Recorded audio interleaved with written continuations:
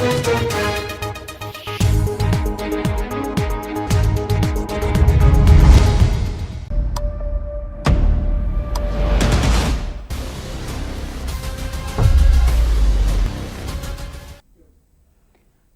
मैं हूं अनुपम कुमार और आप देख रहे हैं मिरर मीडिया का खास कार्यक्रम खबरनामा। बात करेंगे हम तमाम बड़ी खबरों की, लेकिन उससे पहले एक नजर डालते हैं आज की सुर्खियों पर।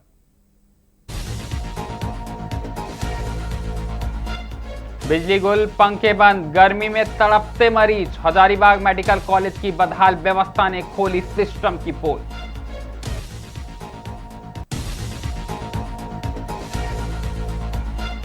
पूर्व वर्धमान में मेडिकल लापरवाही का आरोप, इलाज के दौरान महिला मरीज की मौत।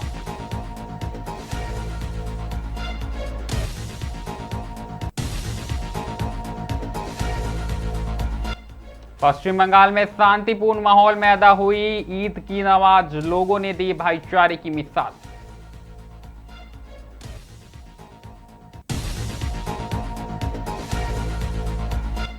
साहिबगंज में रेलवे प्रशासन का अतिक्रमण हटाओ अभियान, अवैध कब्जों पर चला बुलडोजर।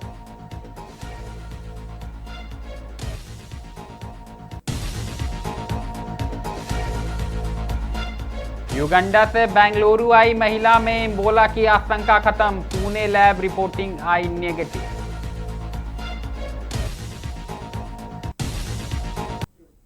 अब खबरें विस्तार से।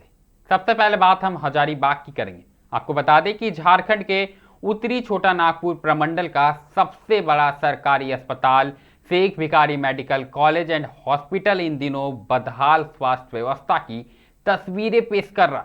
बता दें कि करोड़ों रुपए के बजट, बड़े बड़े जनरेटर और सोलर सिस्टम होने के बावजूद अस्पताल में बिजली कटते ही मरीज उमस भरी गर्मी में तड़पते नजर आते। हालात ऐसे हैं कि अस्पताल के वार्डों में भर्ती मरीजों को राहत देने के लिए परिजन घर से टेबल फैन और हाथ वाले पंखे लेकर पहुंच रहे।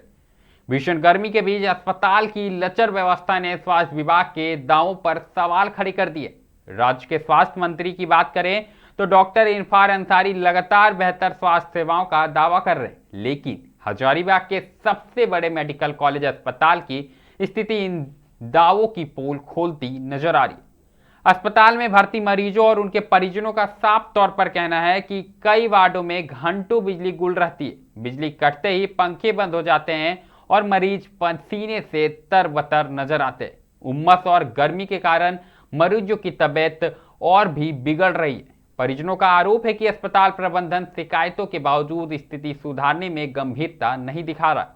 इस मामले में जब शेख भिखारी मेडिकल कॉलेज अस्पताल के डीएस डॉक्टर राजकुमार से बात की गई तो उन्होंने बिजली कटौती और डीजल की कमी को समस्या की वजह बताया। उन्होंने स्वीकार किया कि कई वार्डों में पंखे खराब है और उनकी मरम्मत की प्रक्रिया चल रही है। साथ ही यह भी कहा कि अस्पताल में लगा सोलर सिस्टम फिलहाल खराब पड़ा हुआ है, जिसे दुरुस्त कराने के लिए वरीय अधिकारियों को पत्र भेजा जा चुका।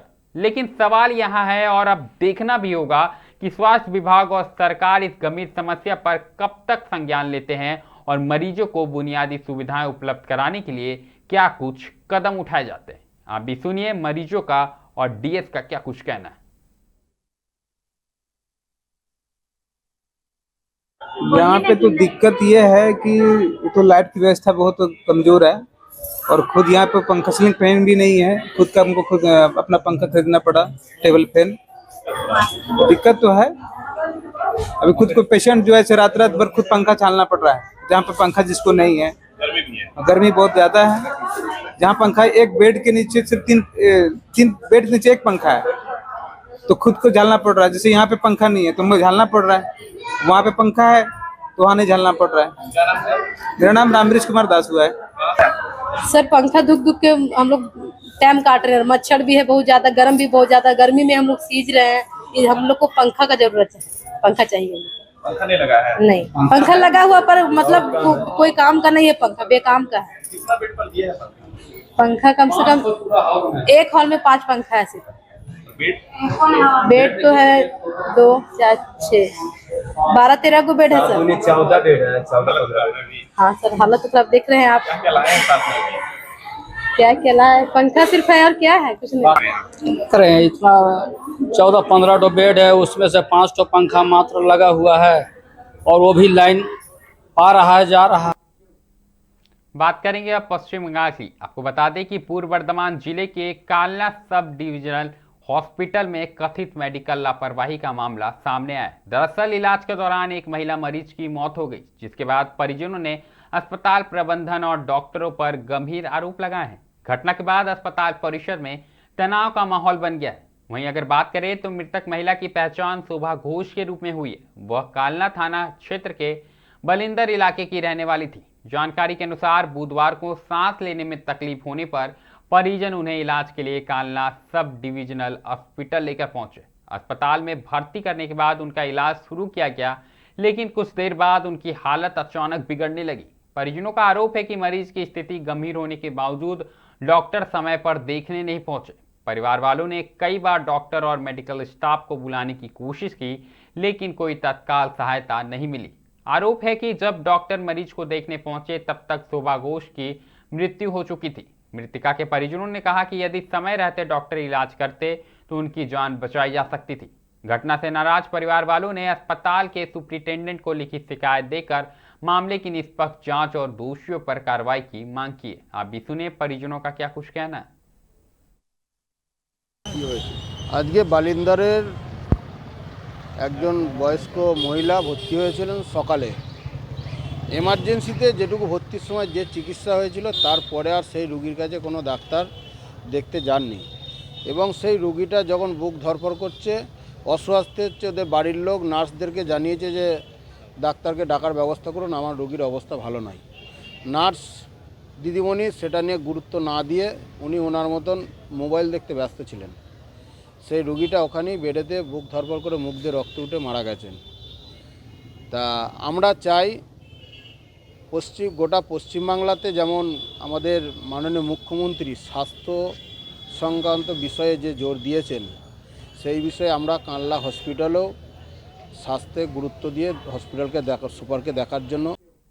अगली खबर की बात करें तो अगली खबर भी पश्चिम बंगाल से ही आई है। आपको बता दें कि सरकार परिवर्तन के बाद पहली बार पश्चिम बंगाल में बकरी ईद का त्यौहार मनाया जा रहा है। इसी बीच कालना में हर साल की भांति इस साल भी अलग अलग तरह से बकरी ईद का त्यौहार शांतिपूर्ण तरीके से मनाया जा रहा है। बता दें कि कांगसा के दान बाबा दरगाह परिषद में बड़ी संख्या में मुस्लिम समुदाय के लोगों ने ईद की नमाज अदा की। नमाज के बाद लोगों ने एक दूसरे को गले लगाकर ईद की मुबारकबाद दी और अमन चैन की दुआ मांगी।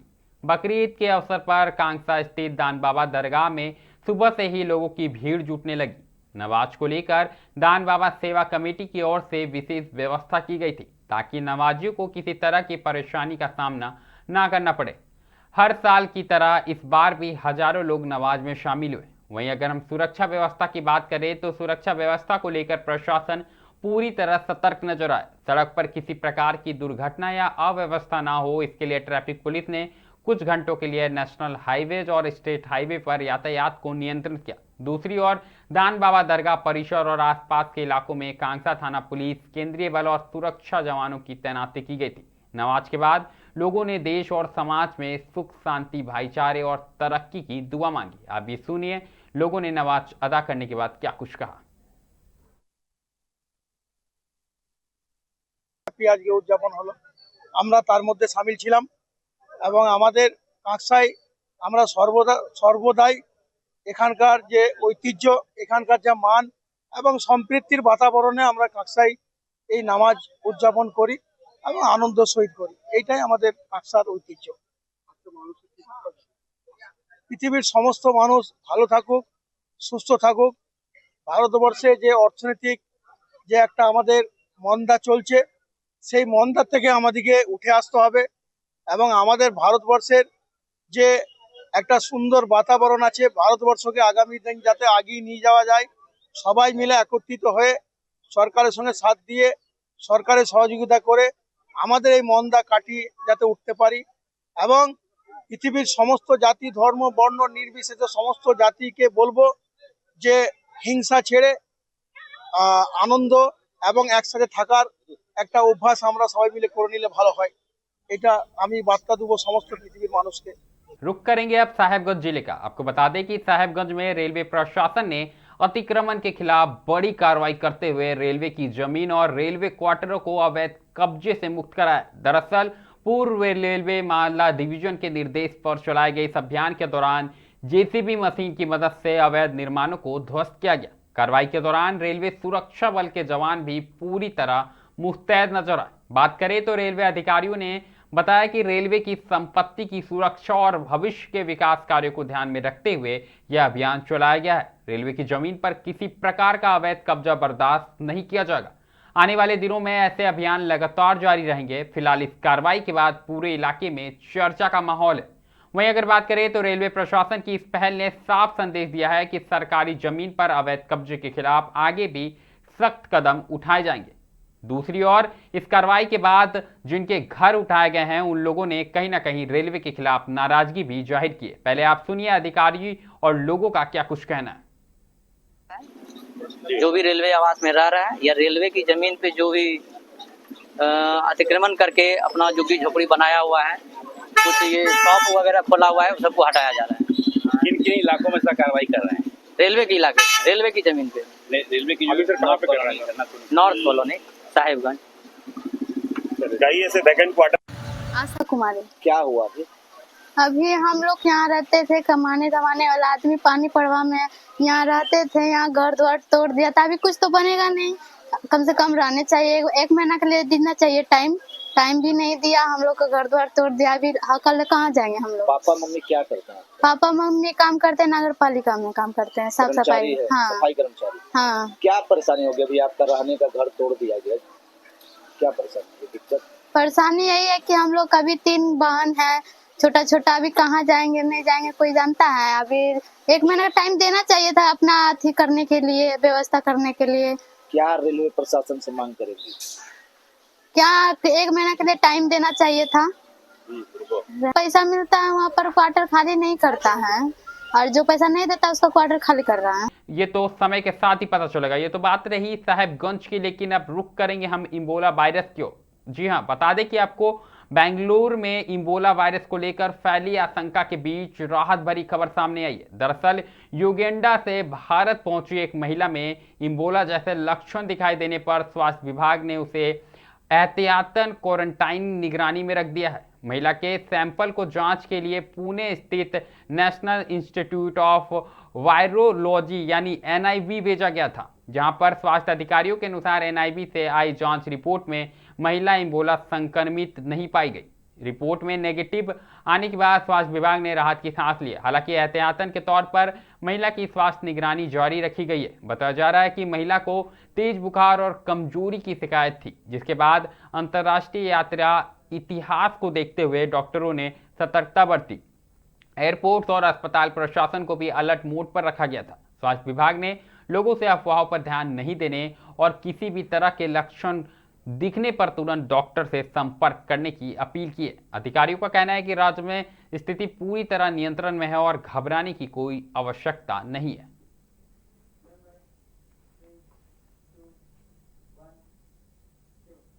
बात करेंगे धनबाद की, जहां बकरीद पर्व को लेकर निरसा क्षेत्र के विभिन्न ईदगाहों और मस्जिदों में शुक्रवार सुबह से ही भीड़ का जो नजारा है वो देखने को मिला। आपको बता दें कि लोगों ने पूरे उत्साह और श्रद्धा के साथ ईदगाह में बकरीद की नमाज अदा की तथा देश और समाज में अमन चैन की दुआ मांगी। नमाज के दौरान लोगों ने एक दूसरे को गले लगाकर बकरीद की मुबारकबाद दी और भाईचारे का संदेश दिया। इस मौके पर मौलाना ने अपने संबोधन में कहा कि बकरीद केवल कुर्बानी का पर्व नहीं बल्कि त्याग, इंसानियत और जरूरतमंदों की मदद करने का संदेश देता है। उन्होंने लोगों से प्रेम, शांति और सौहार्द बनाए रखने की अपील करते हुए कहा कि समाज में आपसी एकता सबसे बड़ी ताकत है। साथ ही किसी प्रकार की अफवाहों पर ध्यान नहीं देने की सलाह दी गई है। त्योहार को शांतिपूर्ण माहौल में संपन्न कराने के लिए प्रशासन की ओर से सुरक्षा के व्यापक इंतजाम किए गए। ईदगाहों के आसपास पुलिस बल तैनात रहा और प्रशासनिक अधिकारी लगातार स्थिति पर नजर बनाए हुए लगातार दिखाई दिए। बात करें तो पूरे क्षेत्र में बकरीद को लेकर उत्साह उल्लास का माहौल देखने को मिला। आप भी सुने मौलाना और लोगों का क्या कुछ कहना है। ईद अज़हा है और इसका जो सबसे अहम काम है नमाज पढ़ ली गई है। इसके बाद मुसलमान कुर्बानी देते हैं। और ये नबी पाक सल्लल्लाहु अलैहि वसल्लम और सैयदना इब्राहीम अलैहिस्सलाम की ये अजीम सुन्नत है जो हम लोग अदा करते हैं। ये कुर्बानी सिर्फ़ एक त्यौहार नहीं, पर्व नहीं, बल्कि अगर देखा जाए तो ये कुर्बानी हमारे लिए एक तहज़ीब भी है और एक समाज के लिए मुकम्मल तौर पर भरण पोषण का इंतज़ाम भी करता है। इसलिए कि हमारे नबी सल्लल्लाहु अलैहि वसल्लम शायद फरमाया है कि एक हिस्सा खाओ और 2 हिस्सा तकसीम करो। कि बकरीद पर्व की बहुत बहुत मुबारक। आज हम लोग का जो पर्व है ये पर्व है कुर्बानी का, जो हम लोग इब्राहीम अलैहिस्सलाम की सुन्नत को मनाते हैं, जो पूरी दुनिया में हर मुसलमान इस चीज़ को मनाता है।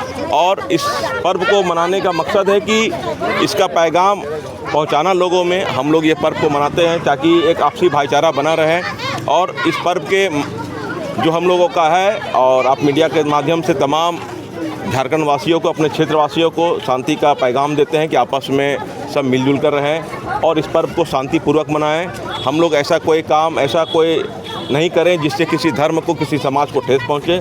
और सबसे बड़ी बात है कि किसी भी आप सोशल मीडिया में या किसी भी सोशल मीडिया अकाउंट में किसी तरह का ऐसा विवादित चीज़ को ना डालें, विवादित वीडियो ना डालें जिससे माहौल ख़राब हो, क्योंकि हम लोगों को पता है कि आज का जो माहौल है छोटे छोटे बातों को एक बड़ा विवाद बनाने का काम होता है। तो इसलिए हम लोगों को बहुत संभल के चलने की ज़रूरत है और ऐसा काम करें कि तमाम क्षेत्र में हम लोग का शांति बना रहे। आपसे ही बात करेंगे अब मौसम को लेकर। आपको बता दें कि देश भर में भीषण गर्मी का कहर लगातार नजर आ रहा है। इसी बीच राजस्थान, उत्तर प्रदेश, दिल्ली, हरियाणा, मध्य प्रदेश समेत कई राज्यों में तापमान 48 डिग्री सेल्सियस के पार पहुंच गया। दरअसल तेज धूप और गर्म हवाओं ने लोगों का जनजीवन पूरी तरह प्रभावित कर दिया। बात करें तो दोपहर के समय सड़कें सूनी नजर आ रही है और लोग घरों में रहने को मजबूर है। अस्पतालों में हीट स्ट्रोक और डिहाइड्रेशन के मरीजों की संख्या भी लगातार बढ़ रही है। इधर मौसम विभाग ने आने वाले दिनों में कई राज्यों में लू चलने की चेतावनी जारी की है। विभाग के अनुसार राजस्थान, उत्तर प्रदेश के कई जिलों में तापमान सामान्य से काफी अधिक बना रहेगा।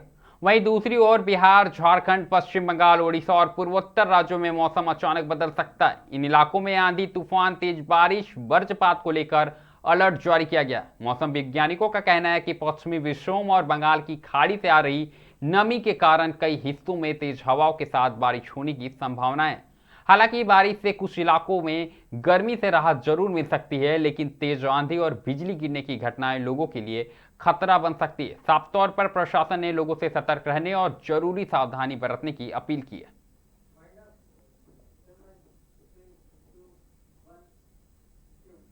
खबरनामा में भी फिलहाल इतना ही। ऐसे ही तमाम बड़ी खबरों से लगातार हम आपको अवगत कराते रहेंगे। कहीं मत जाइएगा, बने रहें मिरर मीडिया के साथ।